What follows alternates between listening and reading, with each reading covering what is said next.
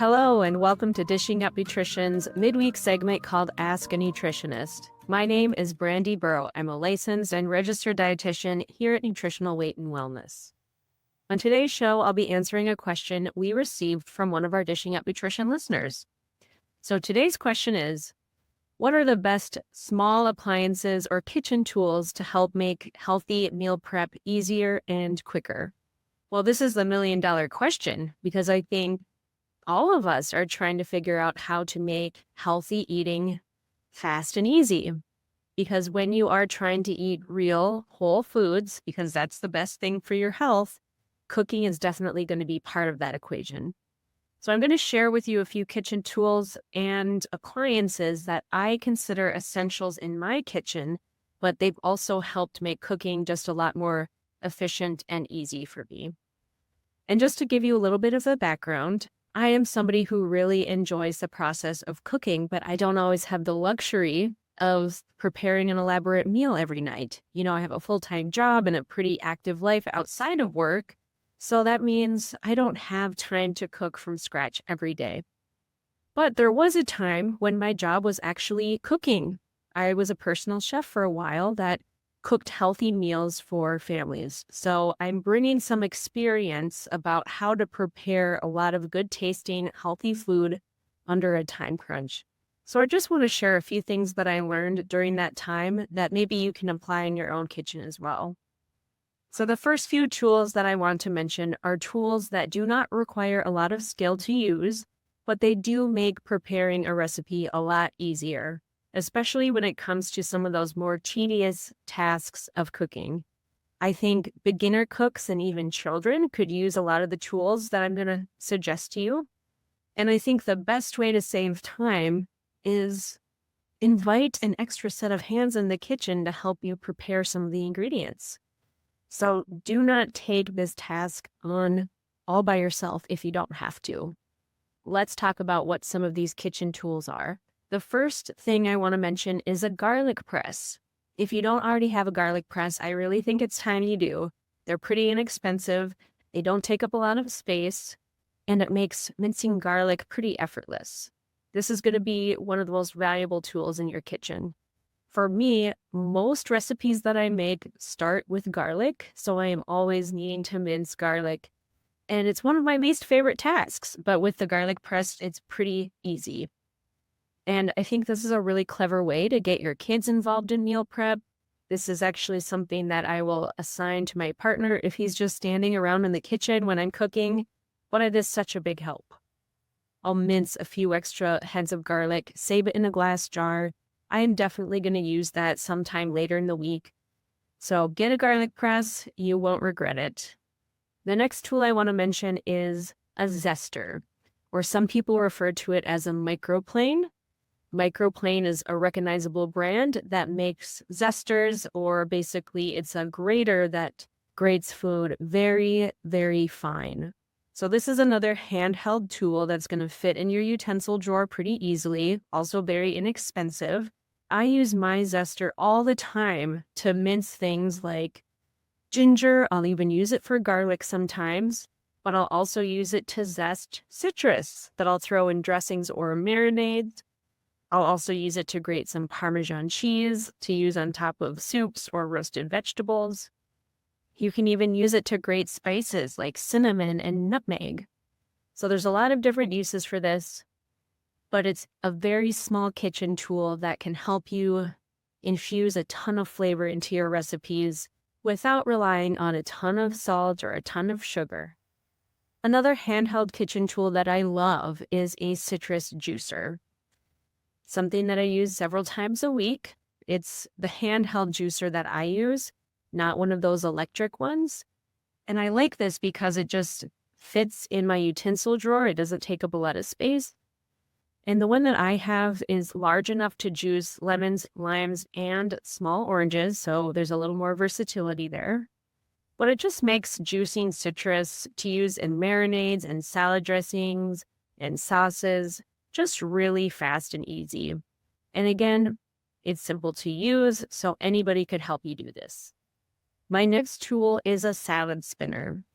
Just thinking of salads and all those salad dressings I'm making, maybe you've picked up that I eat quite a few salads. They're just one of my favorite meals that's fast and easy to prepare.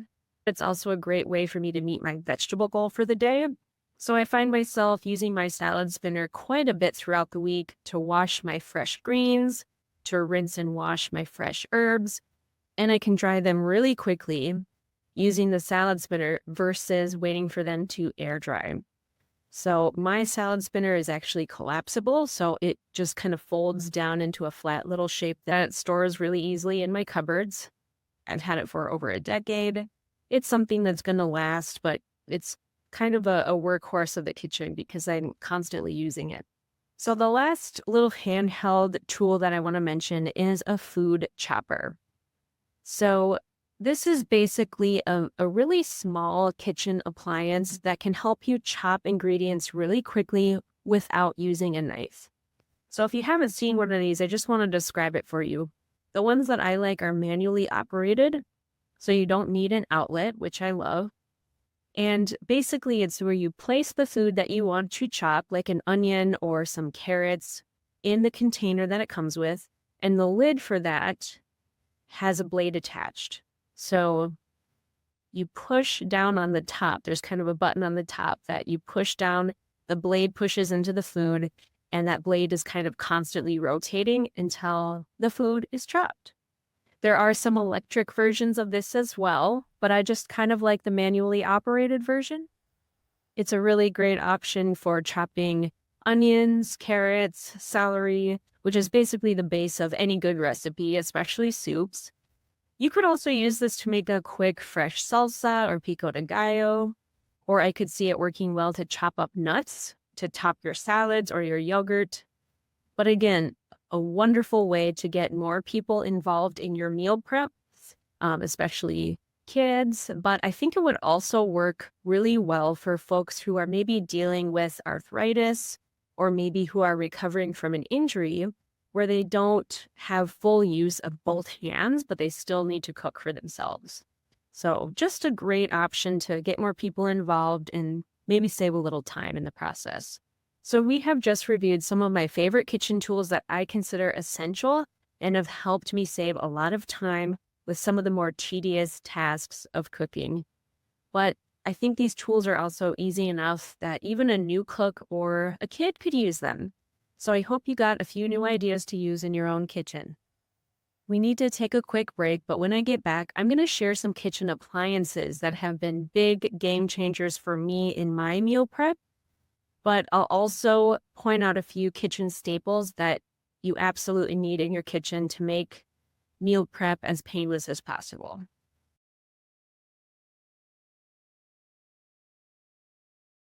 Welcome back to Ask a Nutritionist. Today, I am talking about kitchen tools and appliances that can help save you time in the kitchen, or at least make the process a little easier on you. So I just reviewed a few of my favorite handheld tools. Now I want to talk about some kitchen appliances that I think are worth the investment. So the first on my list is a blender, a high-quality, high-power blender. I would say is one of the more underutilized kitchen appliances out there. It's absolutely a must-have if you are making smoothies. But I think smoothies are actually one of the fastest ways of making a well-balanced meal or a snack. In just 5 minutes, you could put together a really great tasting breakfast and maybe make extra while you're at it so that you've got breakfast ready the next day or a couple snacks already made. So that could be a little bit of a time saver right there. But I think blenders beyond smoothies can be really useful to make sauces, soups, dips, salad dressings. Most recently, I just made a quick chimichurri sauce by combining some fresh herbs, a little bit of garlic, olive oil, a little lemon juice, and that made a delicious sauce that I just put over plain grilled chicken. So a boring chicken breast was just transformed by this really fast chimichurri sauce that I made in like 2 minutes in my blender. I've also made a really good vegetable dip, just using some olives and some seasonings. You can also make your own hummus in the blender. much cheaper to make your own hummus versus store-bought, and you can actually control the quality of ingredients when you make your own. So you can have a lot of fun with making different dips with your blender. I will say that it pays to get a high-quality blender, a high-powered blender that is truly going to blend all of your ingredients until they're smooth. Trust me, I have had blenders that just cannot handle blending frozen fruit, or I'll get big pieces of spinach in my smoothie. It's just not worth it. So invest a little bit more in a blender that's going to make it worth the effort. The one that I've been using is the Ninja, and I think that works pretty well. A lot of my coworkers use the Vitamix and really love that and swear by it. I would also take a look at the volume that it holds and make sure that you can fit 3 or 4 smoothies in it. So we're looking at maybe 50 ounces capacity, something to think about. But think of other ways you can use that blender beyond just the smoothies. So the next appliance I want to talk about is the air fryer. I think the air fryer is the ideal way to make a really quick and effortless meal for, I'd say, 1 to 3 people. I use it all the time in my home. I could also see this working really well for college students or maybe, quote, empty nesters. So disclaimer, this is not an ideal option if you are cooking for more than 3 or 4 people at a time. I would not say it is a high volume cooking tool, but I do really love to use it to cook my protein options. It cooks very quickly and it cooks very evenly, and the end result is just delicious. It works really well for fish, so I'll often do like a salmon fillet or mahi-mahi in my air fryer, but I also love it for chicken legs or chicken wings. I've made the nutritional weight and wellness version of healthy chicken nuggets in the air fryer, and they just get really crispy and delicious. I also really like to use it for a really fast batch of roasted vegetables. So things like broccoli, cauliflower, Brussels sprouts are really good in the air fryer. Sweet potato wedges. I think it's an amazing way to transform potato wedges into something that's very convincing as a French fry. It gets that great crisp on it without having to deep fry it. So we love that. I especially love to use my air fryer to reheat leftovers. It is so much faster than heating the oven up, and I think it tastes a lot better than reheating in the microwave. The next appliance I want to mention is the multi-use pressure cooker. A very recognizable brand is the Instant Pot. So there's a lot of brands out there of this type of appliance, but I think that what they all have in common is that they are basically a pressure cooker that can also be used as a slow cooker, a steamer, and most of them also have a saute function. So I find this to be a time-saving tool when it comes to recipes that may typically take several hours, like maybe a roast or a stew, but it basically cuts the time in half. I can easily do it in my Instant Pot in about an hour and a half on a weeknight, which is awesome. I also really like it to transform tougher cuts of meat into something that's really tender and flavorful. So things like chuck roast or skirt steak, I've even made goat in my Instant Pot. So all of these cuts of meat are usually a little more affordable, and they work best with the low and slow method, but with the Instant Pot, you can do that in just a couple hours. You can do so much with it. You can do hard-boiled eggs, you can make stews and chili. I also have used it to batch prep wild rice, which normally would take over an hour, but with the Instant Pot, you can do it in 20 minutes or so. I also like it as an option just to expand my cooking surfaces when I'm doing like a big meal prep day. So if I'm doing a lot of batch prepping or I'm making several recipes all at once, having the Instant Pot as another option to maybe do a roast while I'm also cooking a bunch of roasted vegetables in the oven, it's just giving me another cooking surface to use, which is an efficient way to cook. I will say there was a bit of a learning curve to operate the Instant Pot. So I didn't pick it up naturally. I kind of needed a little coaching. I needed to watch a few videos to figure out exactly how to do it. So I will just say it's not the easiest thing to use, but once you figure it out, it's a pretty versatile way to cook. And for that reason, I do want to give a shout out to the Humble Slow Cooker. It is another great time-saving tool for similar reasons as the Instant Pot, but it is super easy to operate, very easy to learn how to use, and it is a very passive way to cook. So you basically put all the ingredients in that slow cooker, you turn it on, you set a timer, and you can basically forget about it. Walk away for 8, 10, maybe even 12 hours, and it's going to work its magic. Like the Instant Pot, it also provides an additional cooking surface if you are multitasking and using the oven for other things. And again, it's a great way to cook tougher cuts of meat because it's going to cook things on a really low temperature for long periods of time. So it'll become very flavorful and very tender. And again, it's a passive way to cook. While most recipes for the slow cooker do require 8 hours of cooking time, the active time from you is pretty minimal. You basically just set it and forget it. You can leave the house. You can go to work, run errands, do whatever you need to do. When you get home, it will be ready when you get back. What I like to do is I'll prepare all the ingredients for a slow cooker recipe maybe on Sunday night when I have a little bit more time. And then I'll just throw everything in the slow cooker Monday morning. It's cooking all day. Then I get home, I have a wonderful meal waiting for me with leftovers to spare. So I love doing that. I will also say this is my preferred way to make bone broth. You know, bone broth by nature is better the longer it simmers.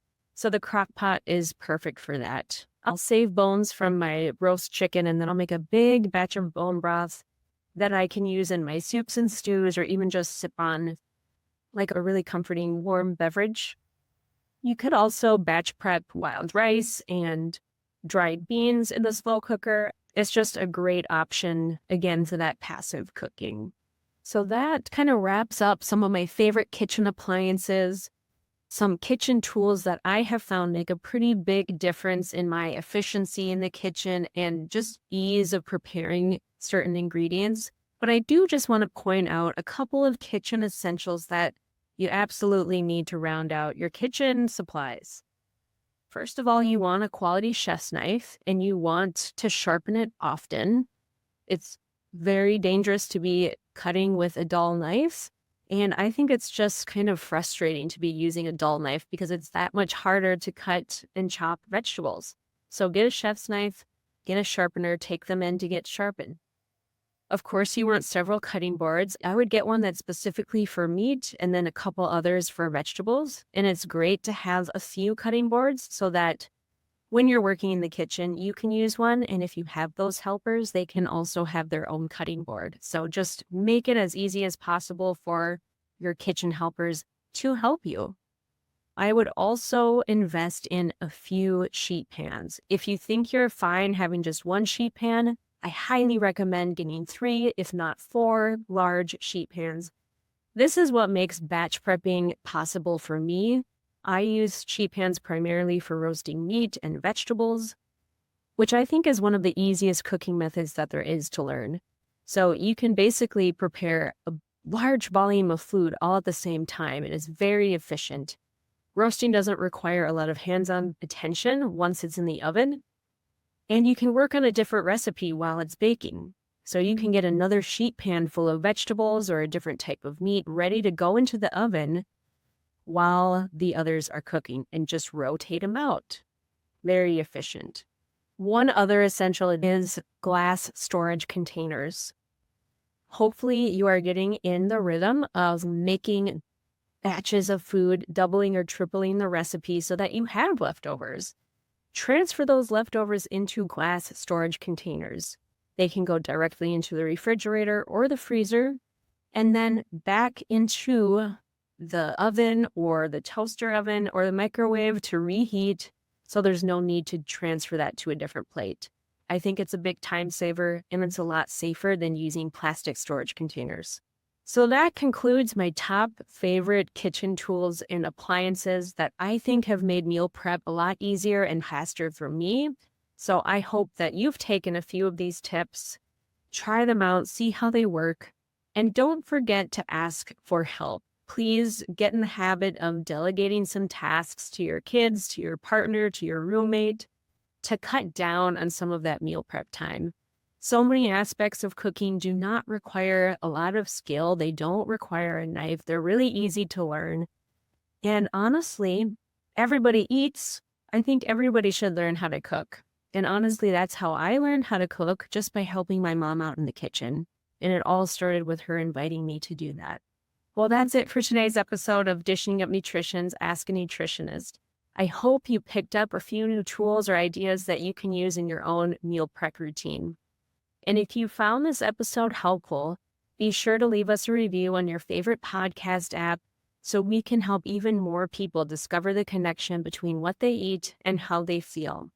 And if you have a nutrition question that you'd like us to answer, please join our private Dishing Up Nutrition Facebook community. All you have to do is search Dishing Up Nutrition on Facebook. And once you've joined, ask us whatever nutrition questions come to mind. You can also call us at 952-641-5233 and leave your question in our Dishing Up Nutrition voicemail inbox. Don't be shy. If you have a question, just let us know. We look forward to hearing from you.